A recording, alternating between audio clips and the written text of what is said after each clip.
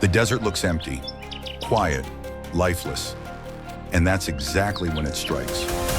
A shadow drops from the sky at nearly 200 miles an hour, feathers screaming through hot air, and something on the ground never even sees death coming. Out here, nothing kills loudly, nothing wastes energy. Every move is calculated or fatal. These aren't the birds you see on postcards. They don't sing for attention. They don't hunt for sport. They are the desert's enforcers.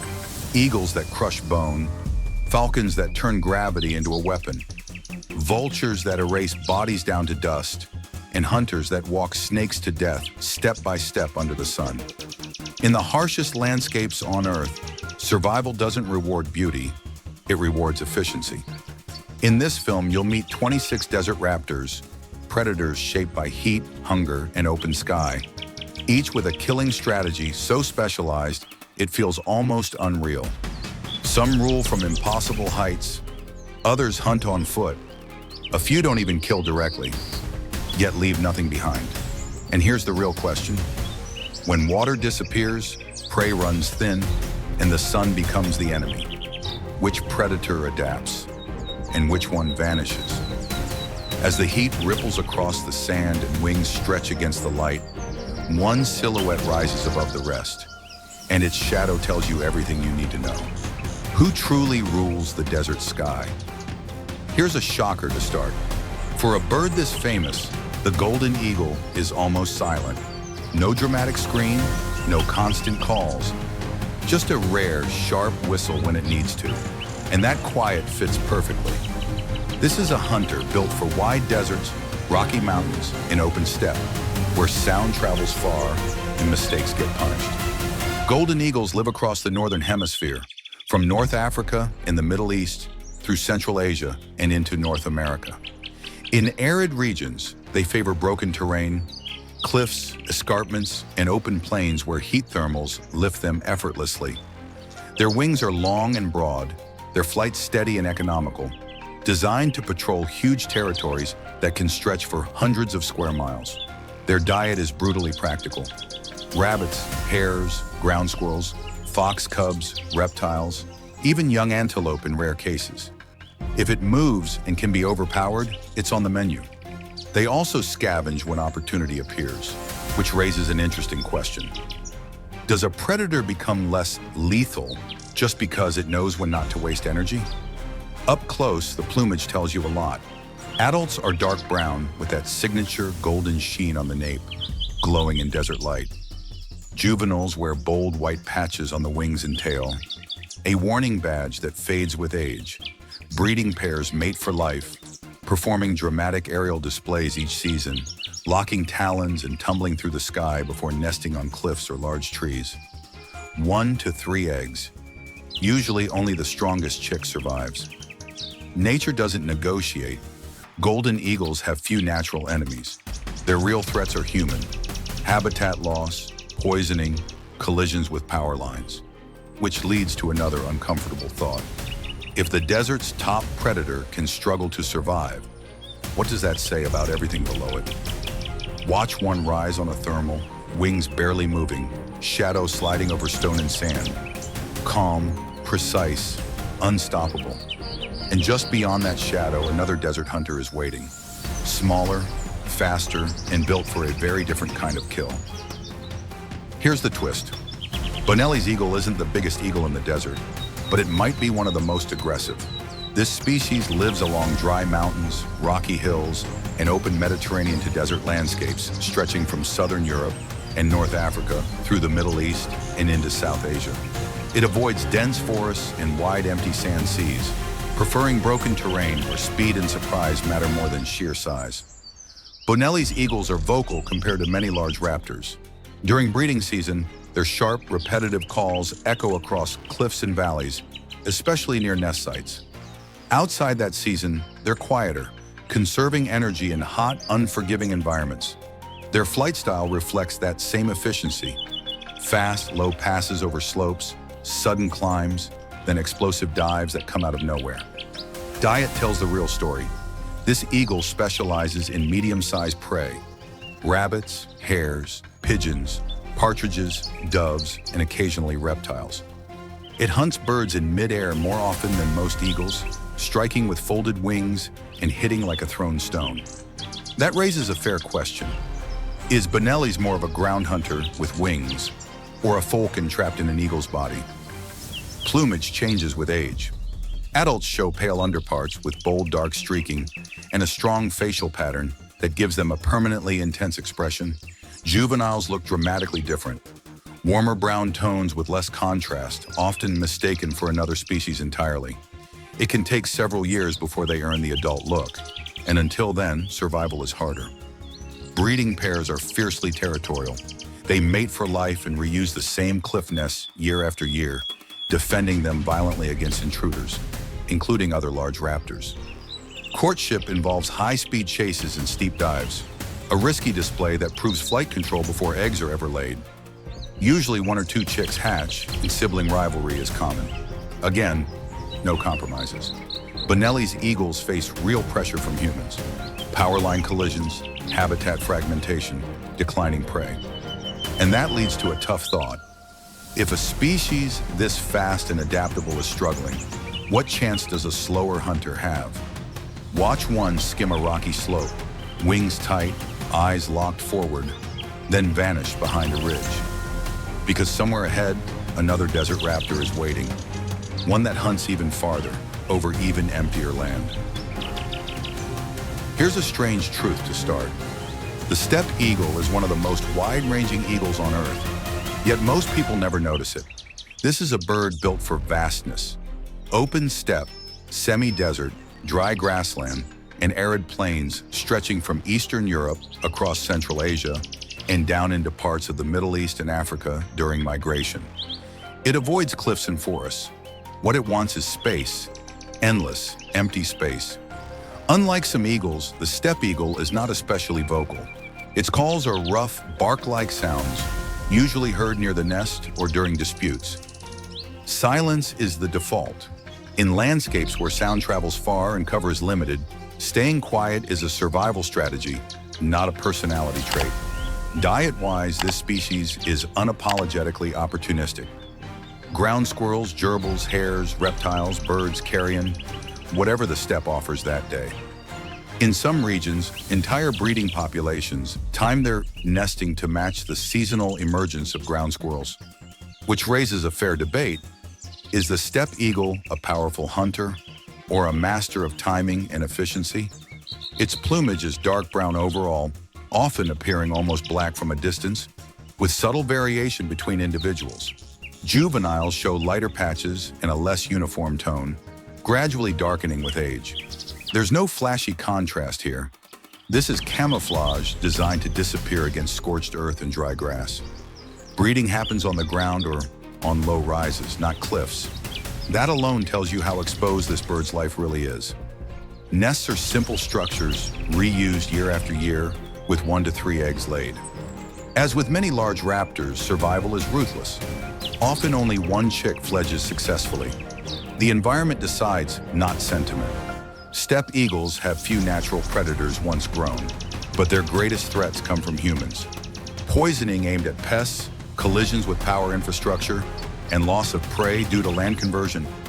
And here's the uncomfortable question. How does a bird designed for emptiness survive in a world that keeps filling every empty space? Watch one soaring low over the plains, wings slightly raised, scanning for movement below. Not dramatic, not flashy, just relentless. And coming up next, an eagle that looks similar at a glance but plays a very different role in the desert food web. Here's the contradiction. The tawny eagle looks like a classic apex predator, but it survives by being flexible, extremely flexible. This is a raptor of dry savannas, semi-deserts, open scrub, and arid plains across Africa, the Middle East, and parts of South Asia. It avoids dense forests and high mountains, choosing flat, sun-baked landscapes where food can be unpredictable and competition is constant. Vocally, tawny eagles are not performers. Their calls are rough, barking notes, mostly used around nests or during territorial disputes. For most of the day, they stay quiet, relying on height and vision rather than sound. In desert air, silence is often safer than announcing your position. Diet is where this eagle gets interesting. Tawny eagles hunt live prey, hares, ground squirrels, reptiles, birds, but they are also frequent scavengers. They will follow vultures, steal carcasses, or arrive early at kills before larger scavengers take over. That leads to a debate worth thinking about. Does lethal power come from killing skill alone, or from knowing exactly when not to fight? Their plumage varies dramatically. Some individuals are pale sandy brown, others deep chocolate, even within the same population. This color variation helps them blend into different desert backdrops, from pale dust plains to darker volcanic soil. Juveniles tend to be lighter and more uniform, gradually gaining darker tones as they age. Breeding pairs form long-term bonds and nest in trees, low cliffs, or even on the ground where trees are scarce. Courtship flights are modest compared to more dramatic eagles. Slow circling, mutual soaring, calm conformation rather than flashy display. 1 to 3 eggs are laid, but as always, survival is selective. Food availability decides which chick makes it. Natural enemies are few once adulthood is reached. Competition, however, is intense. Other eagles, vultures, and large scavengers all overlap with tawny eagles. Human pressures add another layer: poisoning, habitat change, and declining carcass availability. In some regions, populations have dropped sharply, quietly. Watch a tawny eagle standing over a carcass, wings half spread, eyes locked on approaching rivals. Confident but calculating. Because the next desert hunter will meet doesn't wait for opportunity, it dominates it outright. Here's an uncomfortable fact to start. The eastern imperial eagle was once common across vast dry plains, and now it's considered threatened. This is a bird of open steppe, semi-desert, dry grassland, and agricultural edges stretching from Eastern Europe through Central Asia and into parts of the Middle East. It avoids dense forest and true desert dunes, preferring wide open country where visibility is everything. Unlike some silent eagles, this species is surprisingly vocal around the nest. Its calls are loud, sharp, and insistent, especially during breeding season. Those calls aren't song, they're warnings. In flat landscapes with few landmarks, sound becomes a way to draw hard boundaries. The eastern imperial eagle hunts in a very direct way. Ground squirrels, hares, hamsters, water birds, corvids, reptiles. It takes whatever fits its strength profile. It often hunts from low perches or slow-soaring flights, dropping suddenly with little warning. It will also scavenge when food is scarce, especially in winter. That raises a fair question. When survival depends on unpredictability, is specialization really an advantage? Its appearance is distinctive. Adults are dark brown overall with pale shoulder patches that stand out in flight, almost like rank insignia. The head and nape are slightly lighter, giving the bird a stern, almost formal look. Juveniles are much paler, sandy brown with streaking, and can take several years to acquire full adult plumage, years filled with higher mortality. Breeding pairs form strong, long-term bonds and reuse large nests year after year, usually in tall trees or occasionally on pylons where trees are absent. Courtship flights are restrained but purposeful. Mutual soaring, shallow dives, quiet coordination. 1 to 3 eggs are laid, yet typically only one chick survives. Food supply decides the outcome, not effort. Natural predators are almost non-existent for adults. The real threats come from power line electrocution, habitat conversion, and poisoning, pressures that have pushed this eagle into decline across much of its range, which leads to a difficult thought. If a bird designed to dominate open land can't coexist with modern landscapes, what does that mean for the rest of the food web? Watch an imperial eagle perched high over flat country, scanning patiently, unmoving, a ruler without ceremony. And next we meet a desert giant that doesn't hunt with talons at all, but still leaves nothing behind. Let's clear something up right away. The Lappet-faced vulture doesn't kill prey with speed or talons. It kills time, and in the desert, that can be just as lethal. This is the largest vulture in Africa and one of the most dominant scavengers on Earth. Found across arid savannas, semi-deserts, and open dry plains from North Africa through the Sahel and into eastern and southern Africa. Unlike soaring vultures that rely on groups, this one is often solitary or seen in pairs. Its voice is almost non-existent. No songs, no calls, just heavy wing beats and the sound of air tearing past feathers. Silence again, a theme in the desert. When food is scarce, advertising yourself is a bad idea. Diet is straightforward and brutal. The Lappet-faced vulture feeds on large carcasses, antelope, livestock, anything big enough to resist smaller scavengers. Its massive hooked beak can rip through thick hide and tendon that other vultures simply can't open. Often, this bird arrives first at a carcass and effectively decides who eats and who waits. Here's the debate. If a species controls access to food but rarely kills itself, is it still one of the desert's deadliest birds? Physically, it looks like something built for intimidation. Dark brown to black plumage, enormous wings, and a bare pinkish-red head framed by thick folds of skin. The lappets that give it its name. That naked head isn't ugly by accident. It's hygienic, preventing blood and bacteria from sticking while feeding deep inside carcasses. Juveniles are paler and scruffier, slowly darkening with age. Breeding is slow and conservative. Pairs form long-term bonds and nest far apart, often reusing the same massive stick nests year after year in isolated trees or on low cliffs. Only one egg is laid, one chick, no backups. That tells you how tight survival margins really are in desert ecosystems. Adult lappet-faced vultures have almost no natural enemies. Their real danger comes from poisoned carcasses, veterinary drugs, and human conflict. And here's the uncomfortable question. If the species that cleans the desert disappears, how fast does the desert rot? Watch one land at a carcass, wings spread wide, others backing off instinctively. Dominance without a single strike. And next, we meet a vulture that plays the opposite role. Smaller, social, and dependent on numbers rather than brute force. Here's the reality most people miss. The white-backed vulture isn't weak just because it doesn't hunt. It survives by speed, coordination, and numbers. This species dominates open savannas, dry grasslands, and semi-desert regions across sub-Saharan Africa, especially where large mammals still move across wide, open land. It avoids dense forest and true sand desert, relying instead on visibility and airflow. Vocally, white-backed vultures are mostly quiet in the air, but on the ground it's a different story. At a carcass, they hiss, grunt, and snap constantly, creating a chaotic soundscape that signals urgency and competition.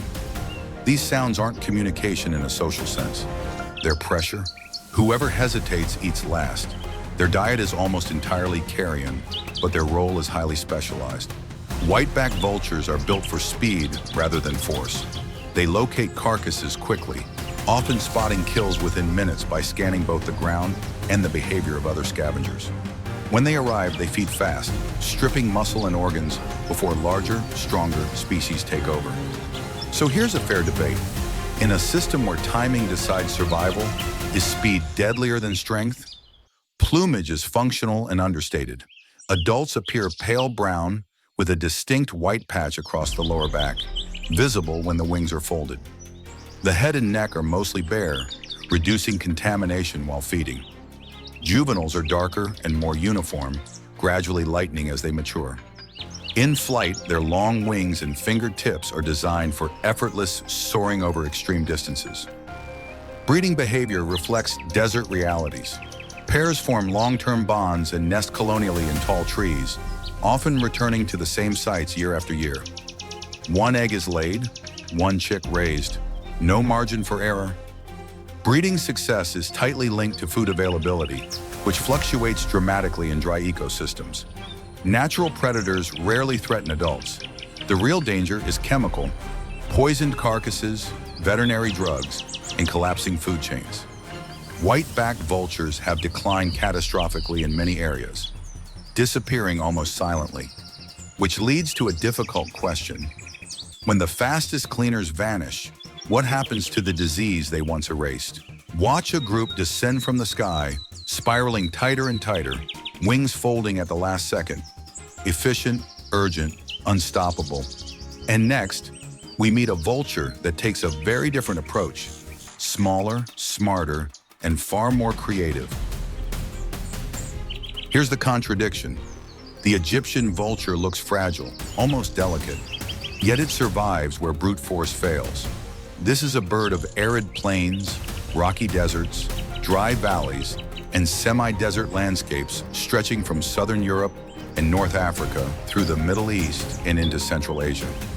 It favors open terrain with cliffs or ruins for nesting and wide visibility for foraging, often living surprisingly close to human settlements. Unlike most large scavengers, the Egyptian vulture is relatively vocal. Its calls are thin, whistling, and slightly nasal, most often heard near nest sites or during interactions with other vultures. It's not loud, but it doesn't need to be. This species relies more on intelligence than intimidation. Diet is where things get interesting. Egyptian vultures feed on small carcasses, scraps, insects, reptiles, and even human refuse. They often arrive late to kills, picking up what larger vultures leave behind. But here's the twist. This is one of the very few birds known to use tools. In parts of its range, Egyptian vultures deliberately pick up stones and throw them at ostrich eggs to crack them open. That raises an uncomfortable question. When a bird can solve problems this way, are we still talking about instinct or something closer to reasoning? Their appearance is unmistakable. Adults are mostly white with contrasting black flight feathers, glowing against desert light. The face is bare and yellow, sometimes flushed orange, while juveniles are dark brown and take several years to reach adult plumage. That long maturation period comes with high risk, especially in open landscapes where food is unpredictable. Breeding pairs form long-term bonds and nest on cliffs, rocky ledges, or abandoned structures. Courtship is subdued, circling flights, mutual perching, quiet coordination rather than dramatic display.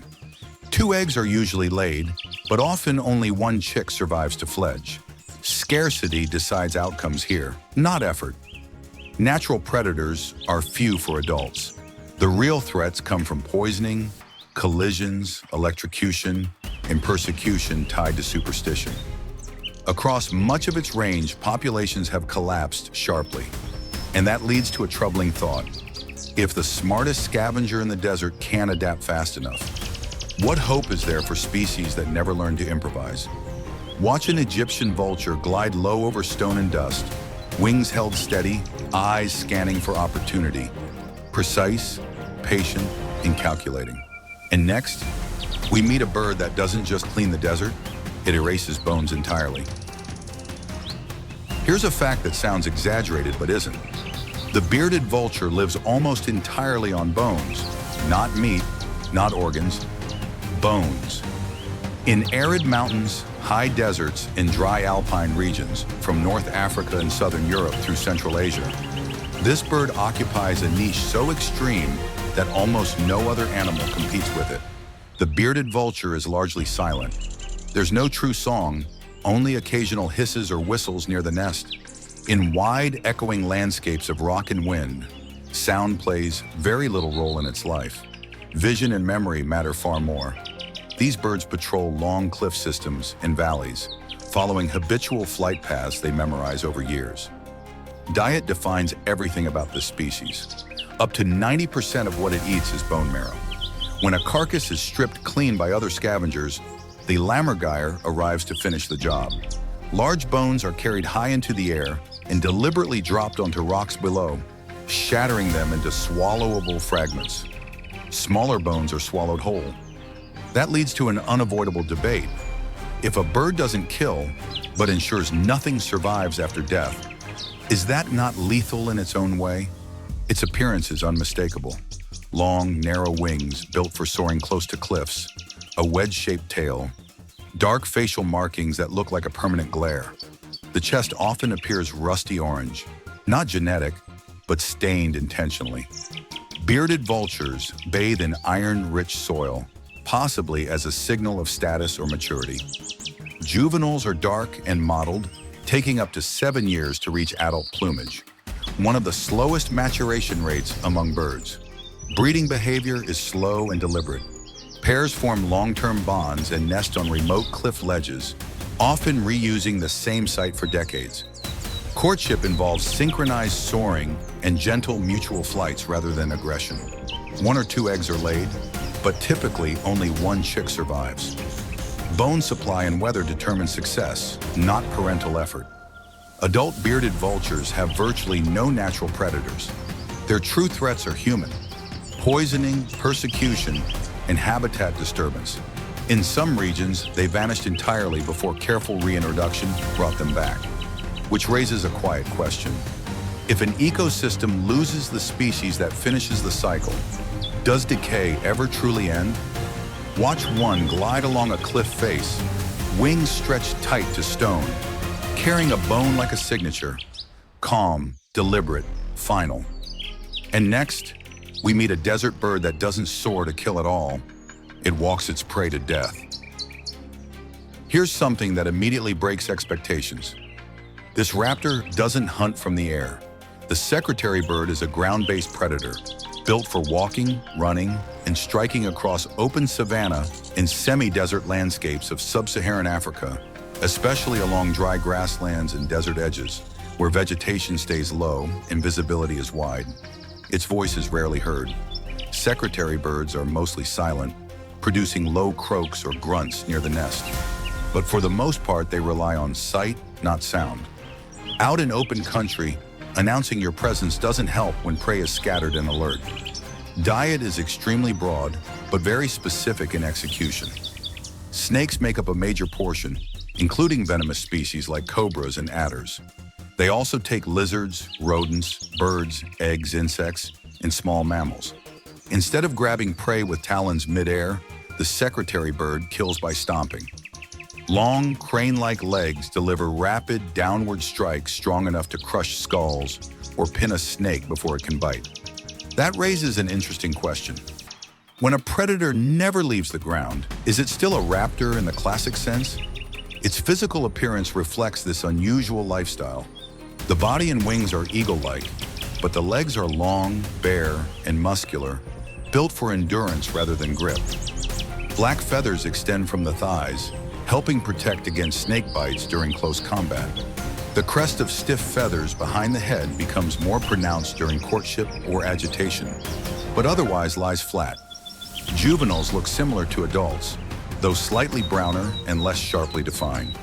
Breeding pairs form long-term bonds and nest in isolated trees, often returning to the same massive stick nests year after year. Courtship is simple and direct. Mutual walking, wing spreading, and short display flights. 1 to 3 eggs are laid, and both parents share incubation and feeding. Chicks grow slowly, remaining dependent for months, which makes successful breeding tightly linked to stable prey availability. Adult secretary birds face few natural enemies, but habitat loss, agriculture, and human disturbance have caused serious population declines. And here's the uncomfortable thought. If open land disappears, what happens to a predator that can't simply fly somewhere else to hunt? Watch one stride through dry grass, head steady, legs precise, every step measured, a raptor that turned walking into a weapon. And next, we leave the ground behind again with a desert falcon built for long pursuits and brutal speed. Here's a reality check. The Saker falcon isn't built for short, flashy kills. It's built to outlast. This is a falcon of open deserts, semi-deserts, steppe, and dry grasslands stretching from Eastern Europe across Central Asia and into the Middle East. It avoids forests and tight terrain, choosing wide, exposed landscapes where long pursuits are possible and escape routes are limited. Vocally, the Saker is not expressive. Its calls are harsh, brief, and mostly confined to nesting areas. Sharp cries exchanged between mates or used to warn intruders. During hunting, it stays silent. In open country, noise doesn't help when prey can see danger coming from far away. Diet reflects its size and power. Saker falcons take medium-sized birds and mammals: pigeons, doves, partridges, corvids, ground squirrels, jerboas, and occasionally hares. Unlike peregrines that rely on vertical stoops, sackers often hunt horizontally, flying low and fast, forcing prey into long chases until exhaustion sets in. That leads to a useful debate. Is speed deadlier than endurance? Or does the hunter who lasts longest always win? Their plumage is variable but practical. Most individuals show sandy brown or gray-brown upper parts with streak-pale underparts, blending perfectly with steppe and desert tones. Juveniles appear darker and more heavily streaked, with less contrast. As they age, the pattern becomes cleaner, but never flashy. This is camouflage designed for open ground, not cliffs. Breeding behavior is closely tied to availability of nesting sites. Sacker falcons do not usually build their own nests, instead occupying old nests of other raptors on cliffs, pylons, or isolated trees. Pairs form strong, seasonal bonds and defend large territories. Courtship involves high circling flights and mutual calling, followed by food transfers mid-air.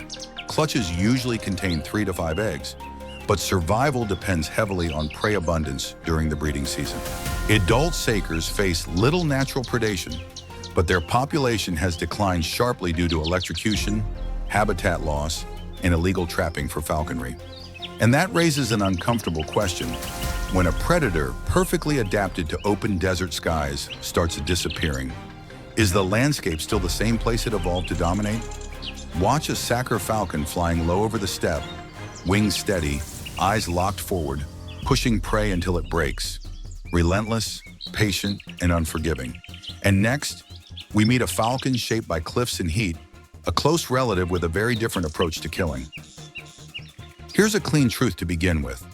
The Barbary falcon is often mistaken for a peregrine, but it lives a very different life. This falcon is a specialist of heat and rock.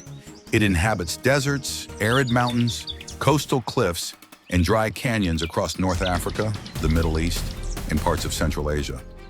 Where shade is rare and temperatures punish mistakes, this bird thrives by precision rather than raw power. The Barbary falcon is not especially vocal. Its calls are sharp, repetitive notes, mostly heard near nest sites or during aerial disputes. Away from the nest, it stays quiet. In open desert air, stealth matters more than sound, especially when prey has nowhere to hide. Diet consists primarily of birds. Pigeons, doves, sandgrouse, larks, and migrating passerines make up the bulk of its food. Unlike some falcons that rely heavily on vertical stoops, Barbary falcons often use angled dives and fast horizontal chases along cliffs or over open ground. They exploit terrain, forcing prey into rock faces, wind corridors, or thermal dead zones. That raises an interesting question. Is the deadliest hunter the fastest one, or the one that understands the landscape best? Physically, Barbary falcons are slimmer and more streamlined than peregrines. Their wings are long and narrow, optimized for sustained speed in hot, thin air.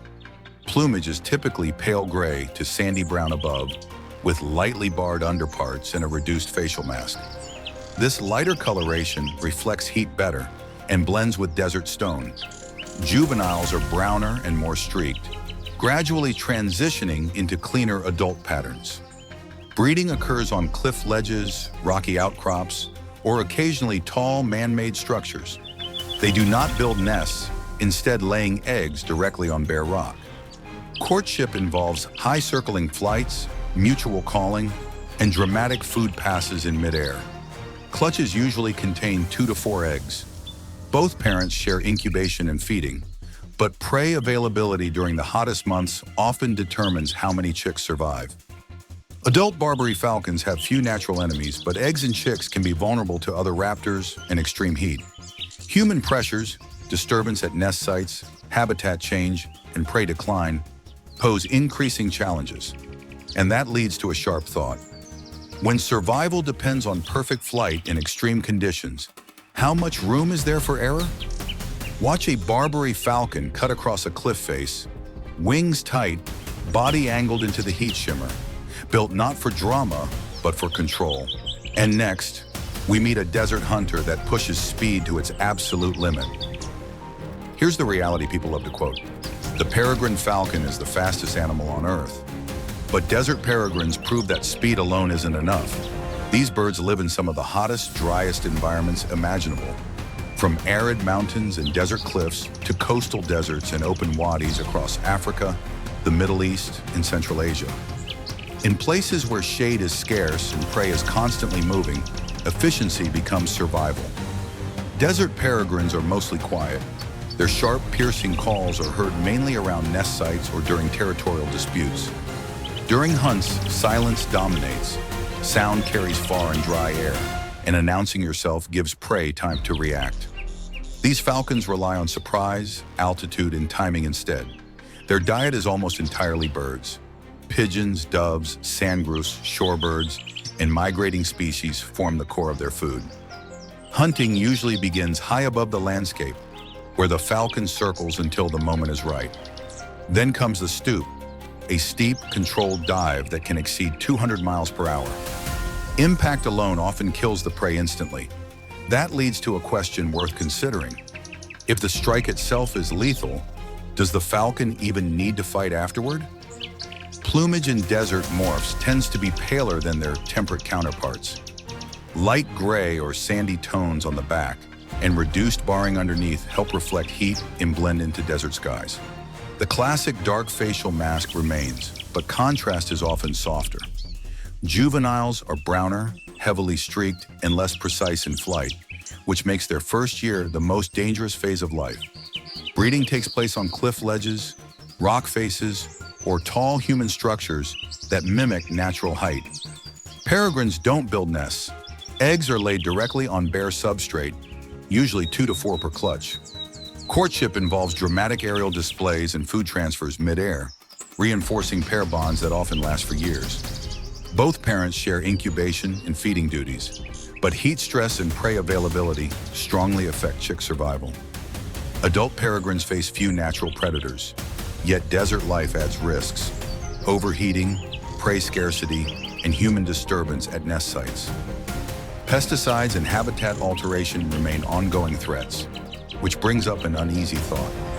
If even the world's fastest hunter needs perfect conditions to survive, how fragile is the system beneath it?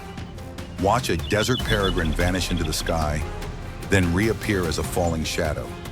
Precise, violent, over in seconds. And next, we meet a falcon that trades raw speed for agility and aggression at close range. Here's something most people don't expect. The red-necked falcon is small, but it hunts with zero hesitation. This species lives across dry open country in South Asia and parts of the Middle East, favoring semi-desert, arid scrub, open savanna, and cultivated landscapes where trees are scattered and prey is constantly exposed. It avoids dense forest and deep desert, choosing edge habitats where speed and surprise matter more than altitude. Vocally, the red-necked falcon is sharper and more expressive than many desert falcons. Its calls are high-pitched, rapid, and often repeated near nest sites or during aggressive encounters. During the hunt, though, it stays quiet. In open terrain, announcing an attack ruins the advantage. Diet reveals its bold personality. This falcon preys mainly on other birds, doves, pigeons, mynas, small parrots, often attacking prey nearly its own size. It also takes bats, lizards, and large insects when birds are scarce. Hunts are fast and direct, usually beginning from a low perch or short pursuit rather than a towering stoop. That raises a sharp question. When a predator punches above its weight, is confidence itself a survival trait? Plumage makes this species instantly recognizable. Adults show slate gray upperparts, pale underparts, and a rich chestnut red patch on the head and neck that gives the bird its name. The facial pattern is clean and intense, giving it a permanently alert expression. Juveniles are browner and more streaked, lacking the bold red tones until maturity. Breeding pairs form seasonal bonds and often reuse the same territories year after year. Red-necked falcons do not build their own nests, instead occupying abandoned nests of crows or other raptors in trees or on pylons. Courtship includes aerial chases, calling, and food exchanges. Clutches typically contain 2 to 4 eggs, and both parents contribute to incubation and feeding. Aggression around the nest is extreme. Intruding birds are chased relentlessly, regardless of size. Adult red-necked falcons face little natural predation, but eggs and chicks are vulnerable to other raptors and corvids. Human pressures, including habitat change and pesticide exposure, have caused declines in parts of their range, which leads to a final thought. When a small predator survives by fearlessness alone, what happens when the landscape no longer allows escape? Watch one launch from a bare branch, wings snapping open, target locked, quick, fearless, decisive. And next, we meet a desert hunter built for soaring low over heat-blasted ground, searching patiently for movement below. Here's a simple truth. The long-legged buzzard doesn't need speed to be lethal. It wins by patience. This species is perfectly adapted to arid landscapes, living across deserts, semi-deserts, dry steppe, and open scrublands from Eastern Europe through the Middle East and into Central Asia. It avoids dense forests and wetlands, choosing wide, sun-exposed ground where prey has few places to disappear. Its voice is typical of buzzards, a high, drawn-out, slightly plaintive call, usually heard during the breeding season or while soaring over territory. Outside of that, it's mostly quiet. In hot, open terrain, excessive calling costs energy and attracts attention, so silence becomes part of the strategy. The long-legged buzzard feeds mainly on ground-dwelling prey. Rodents dominate the diet: gerbils, voles, ground squirrels, along with lizards, snakes, and occasionally birds. It hunts by soaring low and slow, scanning the ground with deliberate focus, then dropping suddenly in a short, controlled dive. There's no dramatic chase, just timing, which raises a fair question. Is a hunter more dangerous when it's fast or when it almost never misses? Its appearance fits its environment. As the name suggests, the legs are noticeably long and pale, well suited for striking prey on open ground. Plumage varies widely, from very pale sandy individuals to darker brown forms, often within the same region. This color variation helps the species blend into different desert backdrops. Juveniles are more uniformly brown and heavily streaked, gradually becoming more variable with age. Breeding behavior is shaped by exposure. Pairs form long-term bonds and nest on cliffs, rocky outcrops, trees, or even pylons in open country. Courtship involves soaring displays and mutual calling rather than aggressive dives. Clutches usually contain 2 to 4 eggs, but food availability strongly affects how many chicks survive. In lean years, only one may fledge. Again, efficiency decides outcomes. Adult long-legged buzzards face few natural predators, but competition is constant. They share habitat with eagles, falcons, and other buzzards, all targeting similar prey. Human threats include habitat conversion, poisoning, and disturbance at nest sites, which leads to an uncomfortable thought. When a species depends on open land, what happens when open land keeps shrinking? Watch one hover briefly in hot air, wings held steady, then fold and drop. Not dramatic, just precise. And next, we meet a buzzard that hunts similar ground, but survives some of the coldest deserts on Earth. Here's the irony. The rough-legged buzzard is a desert hunter that's built for cold. This species breeds across Arctic tundra and northern steppe, then moves south into open steppe deserts, semi-desert plains, and treeless grasslands during winter. In these stark landscapes, cover is minimal, prey is patchy, and survival depends on energy efficiency rather than brute force. Vocally, rough-legged buzzards are subdued. Their calls are thin, whistling notes, mostly heard near breeding areas in the north. On wintering grounds, they are largely silent. In wide, open deserts where sound travels far and rivals are everywhere, staying quiet is simply practical. Diet is focused and seasonal. Small mammals dominate. Lemmings on the tundra, voles and ground squirrels farther south. When rodent populations crash, the buzzard switches quickly to birds, reptiles, or carrion. This flexibility is critical. It raises a useful question. Is a predator more lethal because it kills often, or because it survives when killing becomes difficult? Plumage tells a survival story.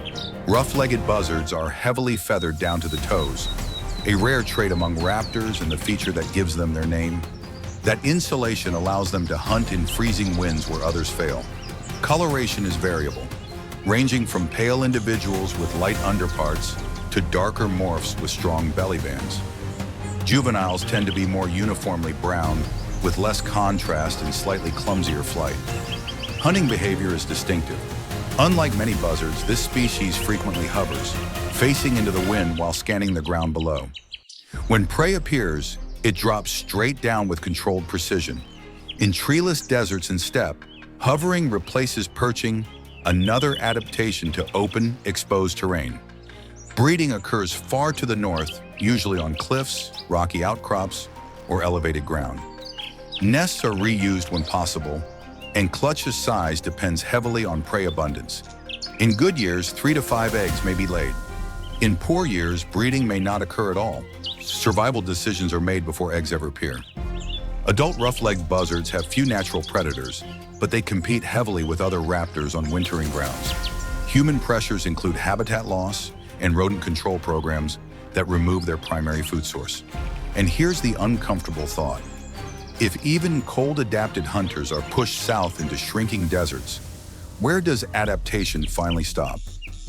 Watch one hovering against a pale winter sky, legs dangling slightly, eyes fixed on movement below. Calm, patient, perfectly balanced. And next, we meet a falcon that turns hovering into an art form of its own, even under desert sun. Here's the paradox. The common kestrel looks familiar, almost ordinary, yet desert kestrels survive where many larger raptors fail. This species has one of the widest distributions of any falcon, ranging across Europe, Africa, the Middle East, and Asia, with desert-adapted populations thriving in arid plains, semi-desert, dry steppe, and open scrub where shade is rare and prey is small but constant. The kestrel's voice is sharp and unmistakable, a rapid, high-pitched clee-clee-clee, most often heard near nesting sites or during territorial disputes. During hunting, however, it's usually silent.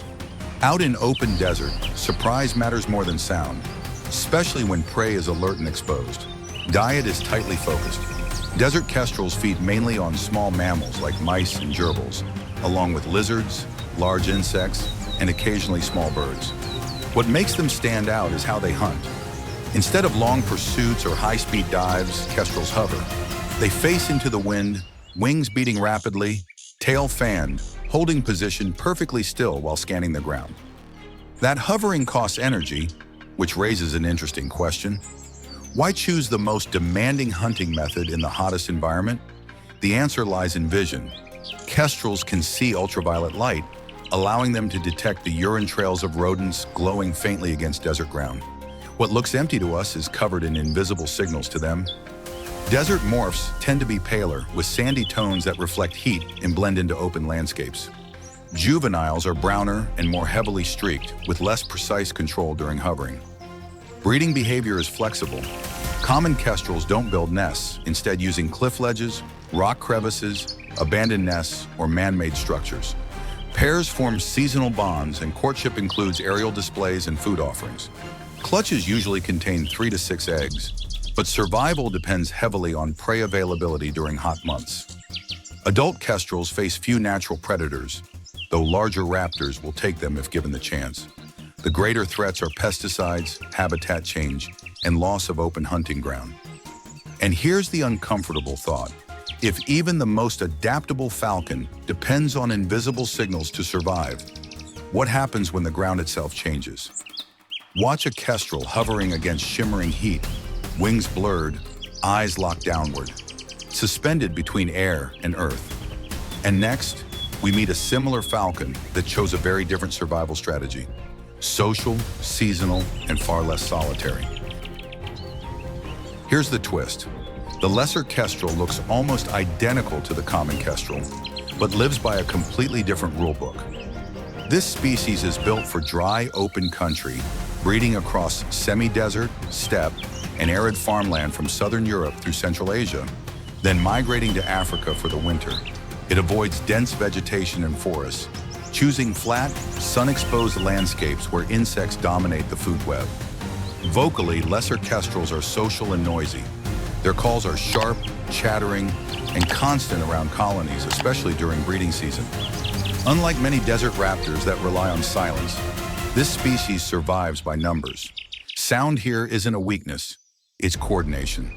Diet marks the biggest difference. Lesser kestrels feed primarily on large insects, grasshoppers, locusts, beetles, and crickets. They will occasionally take small lizards or rodents, but insects make up the majority of their calories. That raises a legitimate question. Can a predator still be considered lethal when it targets prey we barely notice? Hunting style answers that. Lesser kestrels hunt low and fast over open ground, often in loose groups.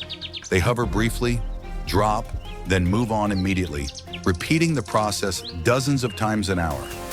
During locust outbreaks, entire flocks can strip fields clean. Individually small, collectively devastating. Efficiency through volume, not force. Their plumage is cleaner and more elegant than the common kestrels. Adult males show blue-gray heads and wings, warm reddish backs, and almost no streaking underneath. Females and juveniles are browner and more patterned, resembling common kestrels, but with subtler markings. This cleaner coloration reflects heat and suits open. Bright landscapes. Breeding behavior is highly social. Lesser kestrels nest in colonies, often in cliffs, ruins, old buildings, or cavities in walls. They don't build nests, simply laying eggs on bare surfaces. Courtship includes aerial displays and food transfers, but pair bonds are seasonal rather than lifelong. Clutches usually contain 3 to 5 eggs, and colony living increases both protection and competition. Natural predators include larger raptors and corvids, but the real danger comes from habitat change, pesticide use, and loss of insect populations. Which leads to an unsettling thought. What happens to a desert predator when the smallest pieces of the ecosystem disappear first? Watch a group of lesser kestrels sweep low over dry fields, wings flickering in the heat, light, fast, coordinated. And next, we meet a desert edge hunter that looks graceful in the air, but lives a far more chaotic life below. Here's the surprise. The swallow-tailed kite looks elegant, almost fragile, yet it survives by constant motion. This species lives along arid edges rather than deep desert, favoring dry savannas, open woodland, river corridors, and semi-desert margins in the Americas. It needs airspace more than cover, using thermals and wind to stay aloft for hours with almost no effort. Vocally, swallow-tailed kites are relatively quiet. Their calls are thin, high whistles, usually heard near nesting areas or during interactions with other kites. While hunting, they rarely call. When your advantage is flight control, sound just gives away position. Diet is varied but highly aerial. These kites feed on insects, small reptiles, frogs, birds, and occasionally mammals, often taking prey without ever landing. They snatch insects on the wing, pluck lizards from treetops, and even grab snakes midair. That raises an interesting question. When a predator never touches the ground, how much danger does it actually face? Plumage reflects its lifestyle. The long, deeply forked tail acts like a rudder, allowing sudden turns and tight control in turbulent air. The body is striking black and white, high contrast against bright skies. Juveniles appear browner with less tail definition, improving as flight skill develops. Everything about this bird prioritizes balance, not power. Breeding behavior is cooperative. Pairs form seasonal bonds and nest high in trees, often near water. Courtship involves synchronized soaring and mutual gliding rather than aggressive displays. 1 to 3 eggs are laid, and both parents share incubation and feeding duties. Chicks remain in the nest for an extended period, dependent on constant food delivery from the air. Adult swallow-tailed kites have few natural predators while flying, but nests are vulnerable to climbing mammals and other birds. Habitat loss, wetland alteration, and human disturbance threaten populations in parts of their range. And here's the uncomfortable thought. When a species depends entirely on open airspace, what happens when that airspace fills with obstacles? Watch a swallow-tailed kite carve silent arcs across a pale sky, tail twisting, wings barely moving, graceful, efficient, untouchable. And next, we meet a desert edge predator that trades elegance for overwhelming force, a bird powerful enough to kill animals larger than itself. Here's the blunt truth. The martial eagle is built to overpower, not outmaneuver. This is one of the largest and strongest eagles in the world, living across dry savannas, semi-deserts, and arid grasslands of sub-Saharan Africa, especially along desert savanna edges where prey is spread out and escape options are limited. It avoids dense forest, preferring open country where size and strength dominate encounters. Vocally, martial eagles are surprisingly restrained. Their calls are loud, sharp whistles, but they're heard mainly near nest sites or during territorial disputes. Most of the time, this bird is silent. In open landscapes, intimidation comes from presence, not noise. Diet explains the reputation. Martial eagles regularly take medium to large prey. Hares, monkeys, rock hyraxes, large birds like bustards and guinea fowl, and even young antelope. Attacks are direct and devastating. From a high soar, the eagle drops with controlled force, striking with talons strong enough to kill on impact. That raises an uncomfortable question. When a predator can kill prey its own weight or more, does anything on the ground truly feel safe? Plumage is bold and unmistakable.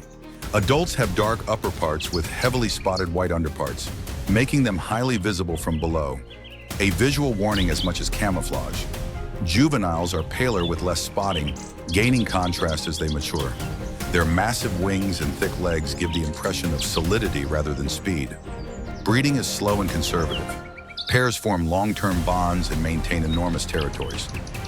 Nests are huge stick platforms built high in trees or on cliff faces, reused year after year. Courtship involves soaring together and occasional shallow dives, not acrobatics. One egg is usually laid, one chick raised, no margin for failure. In arid environments, raising more would be a risk. Adult martial eagles have virtually no natural predators. Their greatest threats come from humans. Habitat loss, persecution, and declines in large prey species.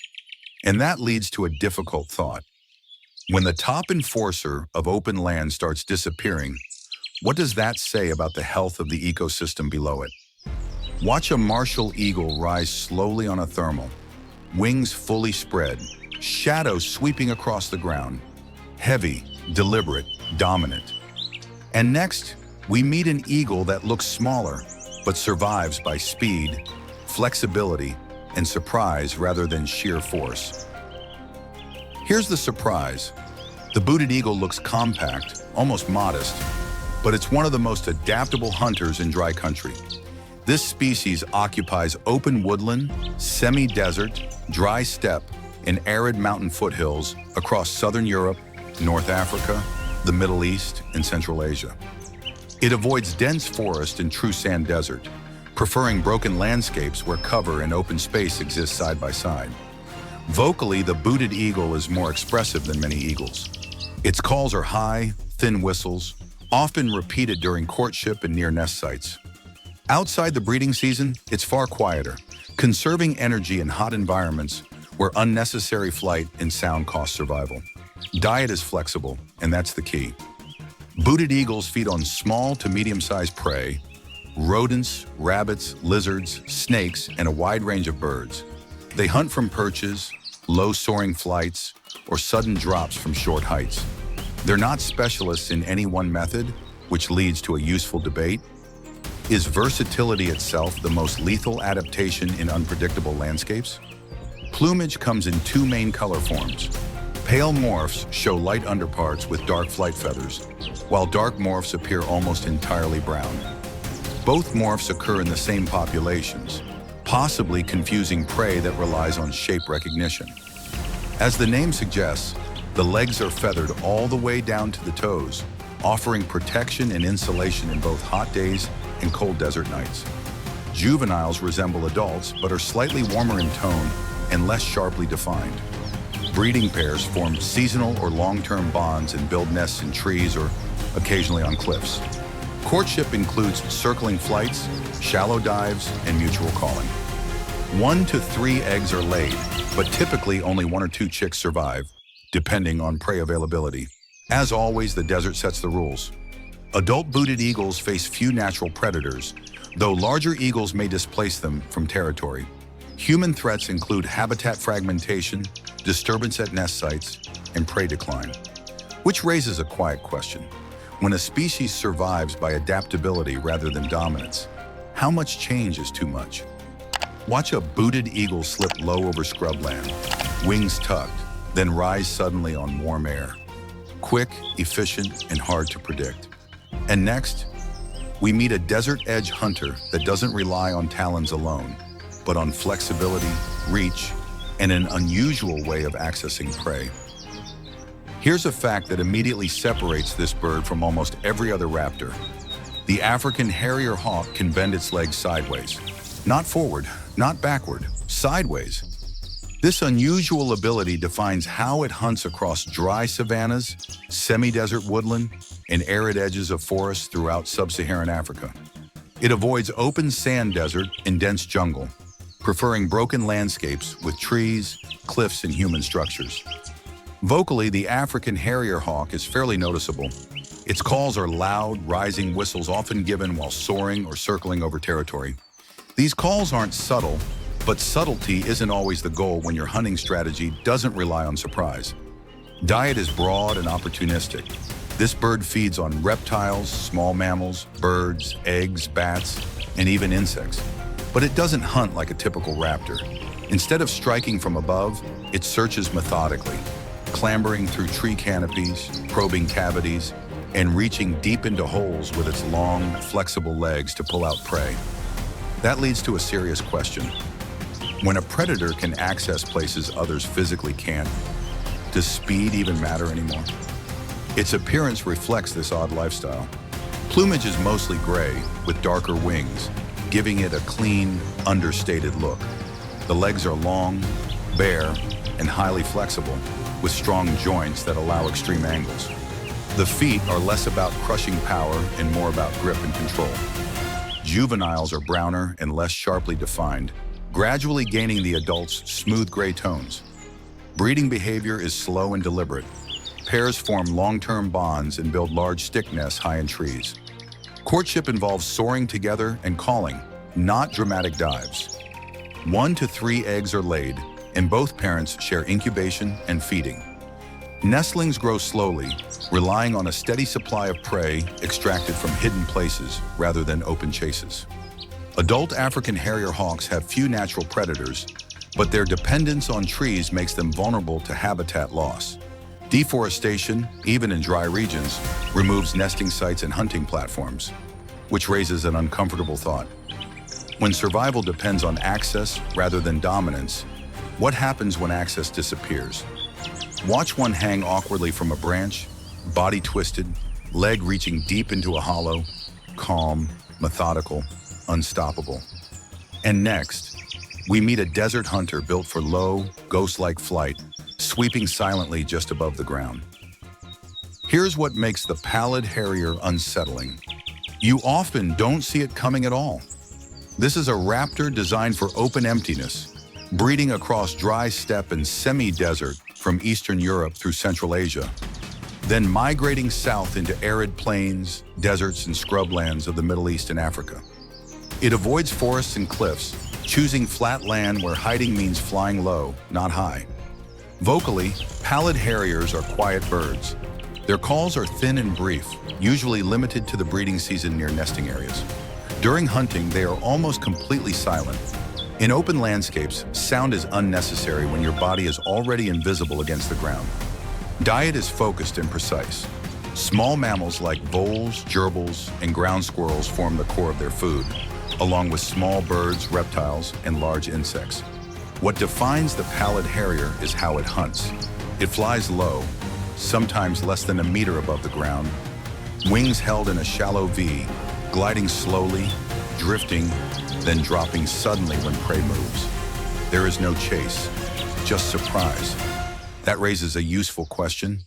Is the most lethal predator the one that strikes fastest, or the one that's never noticed at all? Plumage reflects this stealth. Adult males are pale gray with black wingtips, blending perfectly into bright desert skies. Females and juveniles are brown with streaking, nearly invisible against dry grass and soil. This difference isn't just cosmetic. It allows each sex to exploit slightly different visual niches while hunting. Breeding behavior is shaped by exposure. Nests are built directly on the ground, hidden in low vegetation. Courtship includes dramatic sky dancing displays, with males tumbling and calling above the steppe before dropping prey to females midair. Clutches usually contain 3 to 5 eggs, but ground nesting means losses are common. Weather, predators, and disturbance all take a toll. Adult pallid harriers face few natural enemies in flight, but nests are vulnerable to foxes, jackals, and agricultural machinery. Habitat loss and changes in land use have caused declines across much of their range. And here's the uncomfortable thought. When a predator relies on invisibility, what happens when the land becomes too tidy to hide in?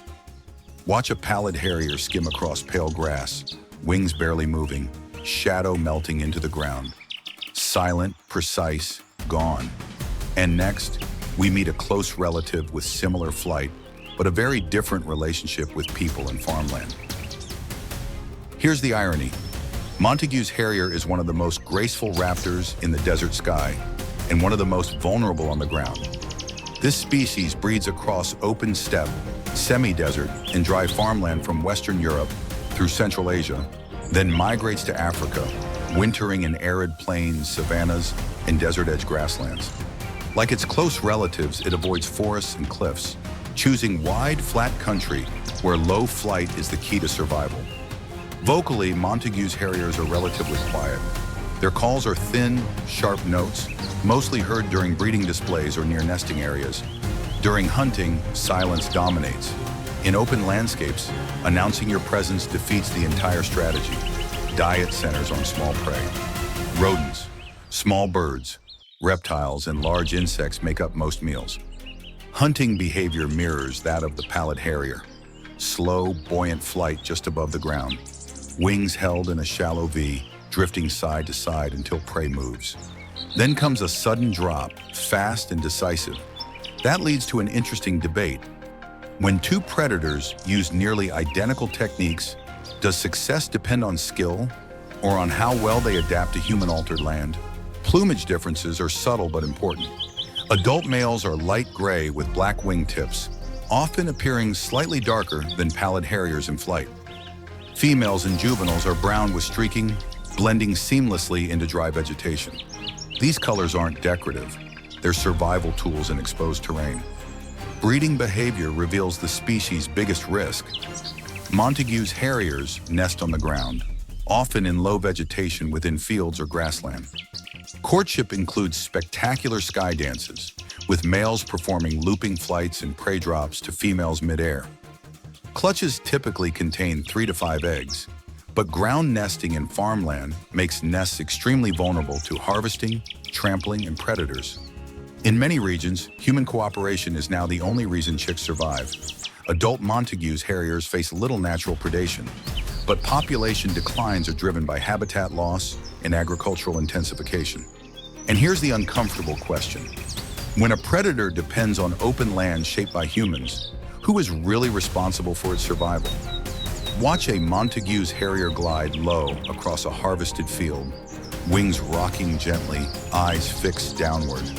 Elegant, efficient, and dangerously exposed. And next, we leave the grasslands behind and head toward water, where a desert-edge raptor hunts in a completely different way. Here's the contrast that catches people off guard.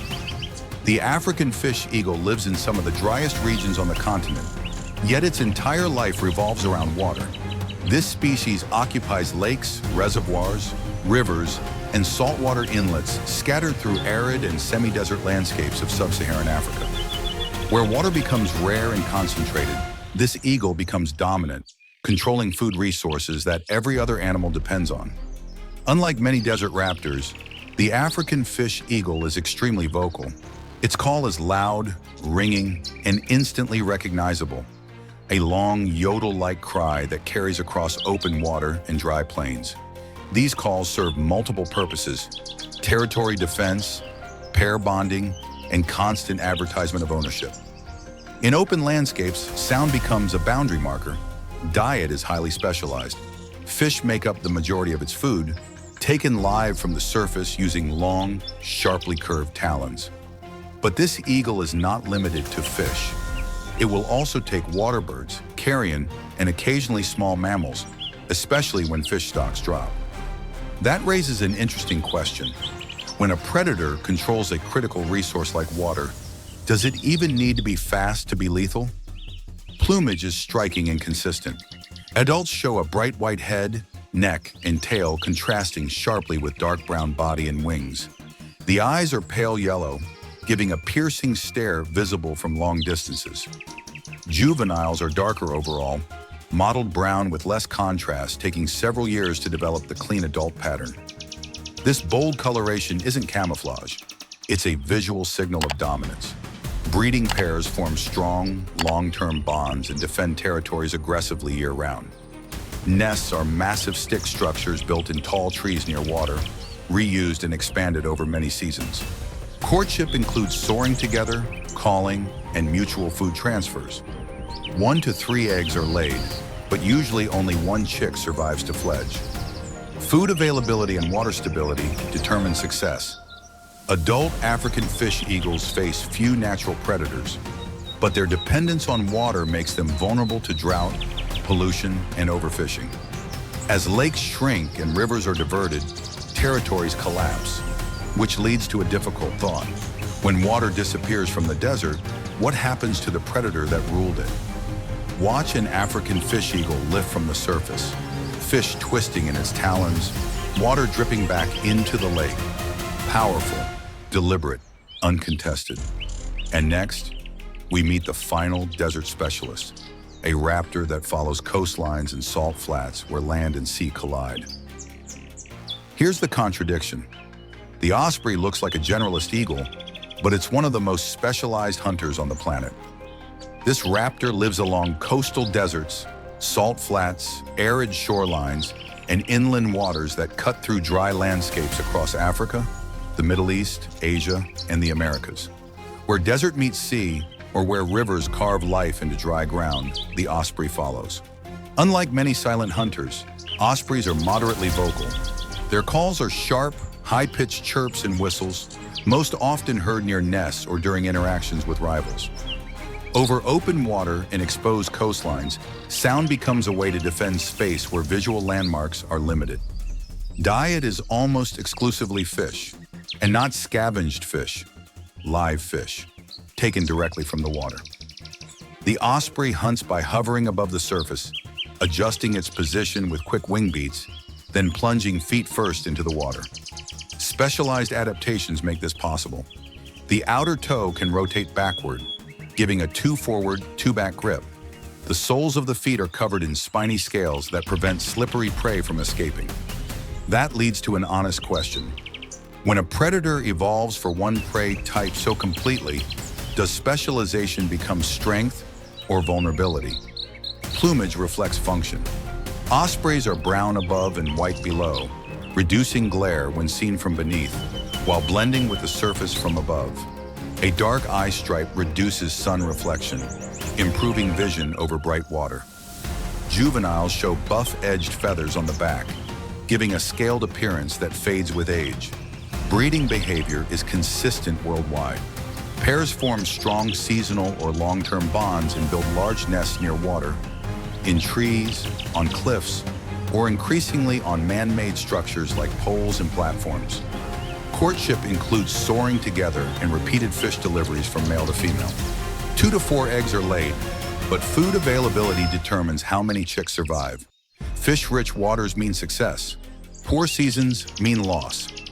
Adult ospreys face few natural predators in the air, but their dependence on clean water exposes them to pollution, overfishing, and habitat disturbance. In desert regions, drought and coastal development can erase feeding grounds entirely, which leads to a final thought. When a hunter depends on a single resource, how fast does the ecosystem collapse when that resource disappears?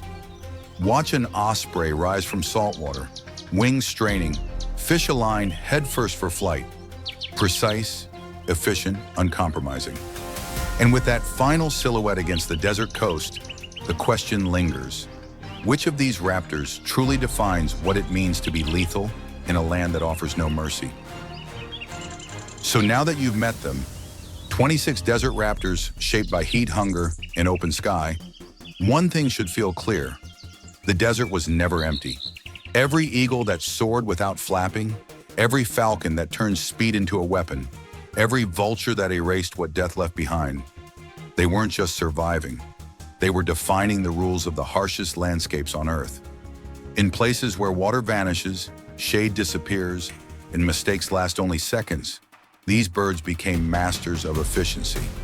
Some kill with force, some with precision, some simply by being there first or last.